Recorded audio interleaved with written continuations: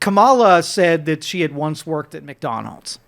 And there was no record for McDonald's whether or not she was ever an employee. So it was started out probably a goof on Kamala.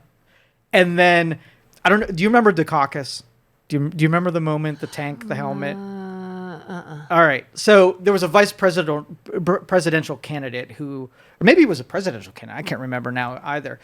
But he posed with a helmet in a tank. Right. And he was mocked relentlessly and lost his campaign bid because the media and the voters just laughed him out. Right. Oh, gosh. And if Democrats don't take advantage of Trump in a McDonald's apron serving fries and to caucus the shit out of him, it will be the worst past opportunity that I have ever seen in my lifetime.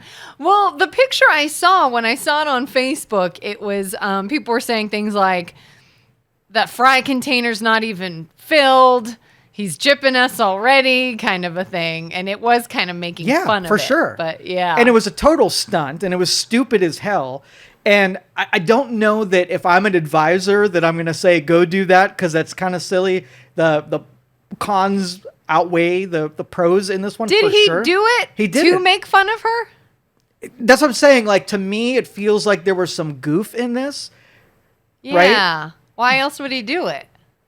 I don't know, but the goof was underplayed if that were the case, right? So you have to make it explicitly obvious that it's being a goof, or else you just had a Dukakis moment. And either way, it's helping him, and I'm so blown away that this isn't something that they're not regretting doing on this Monday. Well, I think Trump has these supporters that he can do no wrong. They are going to give him whatever reaction he is looking for. If he did it as a joke, they will laugh hysterically. If he did it just to mock her, they'll jump all over that. If it was something he was doing to be nice, or at least make himself look nice, they're going to be like, what a caring human being. He's probably feeding the needy at McDonald's. He's got the most diehard fans that I don't think anything he does can really completely I would call fail. them more parishioners than fans. Parishioners, yes. Or worshipers. Yes. Or it has that feel Groupies. to it. Yeah. And Yeah. I don't know if you take your instincts and when it comes to politics or your favorite football team or your favorite actor, you kind of take your judgment and criticism and you push it way down. And somehow you turn dog shit into a compliment. Yeah. You know what I mean? In any way that you can. And I don't think that's healthy at all. I don't care what side of the aisle you're on. Yeah. If you're that fanatical about a person, that's a very unhealthy thing. Yeah, I mean, and like we've said before, it's been proven that when presented with alternate information against what somebody chooses to believe, they will just dig their heels in and continue to believe that rather than research any other information to the contrary. But yeah, I can even remember, when RFK was running for president still, and somebody would bring up the bear in the park issue or cutting off a whale's head or whatever it was. I can remember thinking well, let me go look and see what they're talking about.